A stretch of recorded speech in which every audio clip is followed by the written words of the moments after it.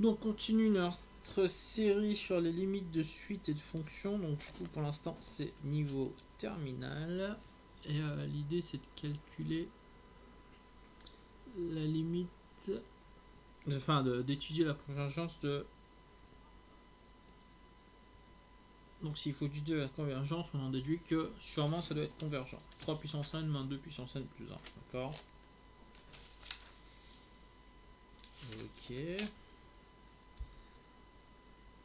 Donc du coup si on fait une limite en plus infini, on se retrouve avec 3 puissance n qui tend vers plus l'infini et moins 2 puissance n plus 1 qui tend vers plus l'infini. Donc on se retrouve vers une forme indéterminée. Alors l'astuce,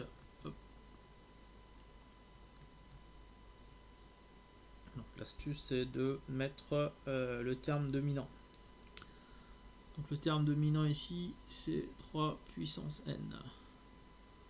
Ok, donc si j'écris u indice n, si je le mets en facteur, ça fait 3 puissance n facteur de 1 moins 2 puissance n plus 1 divisé par 3 puissance n.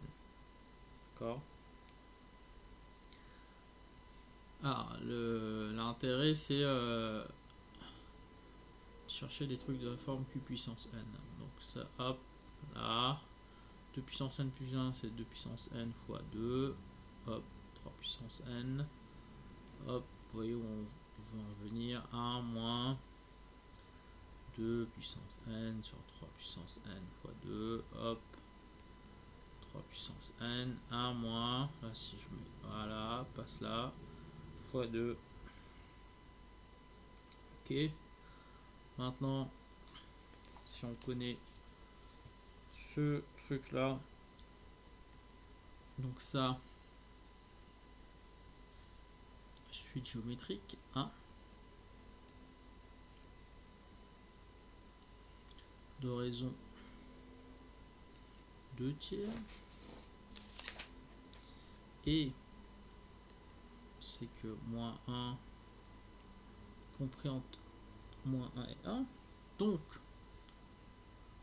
si on connaît un résultat sur la suite géométrique, on peut dire que la limite quand n tend vers plus infini de 2 tiers puissance n, ça converge vers 0. Ok. Puis, 3 puissance n, c'est aussi une suite géométrique, mais de raison 3, donc strictement supérieur à 1, et on sait que la limite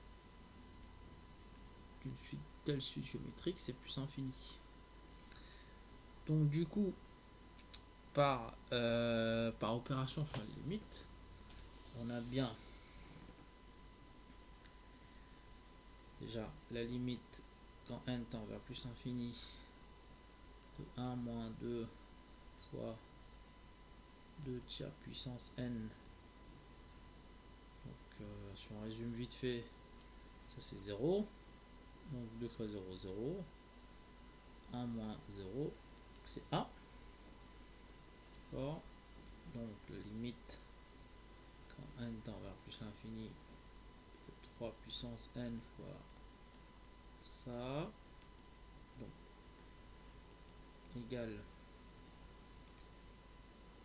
plus infini fois 1, ça fait plus infini. Donc j'ai dit qu'à fortiori ça devait converger, et non, ça converge pas. Donc la limite quand n tend vers plus infini de u indice n égale plus infini.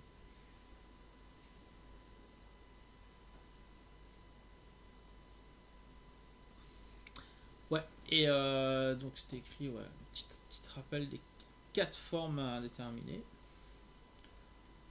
Donc, hop, la première c'est ça, infini moins l'infini, donc ça c'est indéterminé. Les FI, 0 fois l'infini, on ne sait pas ce qui se passe. Ok. Truc bizarre aussi, 0 sur 0, on ne sait pas ce qui se passe ici, forme indéterminée. Et infini sur infini. Voilà.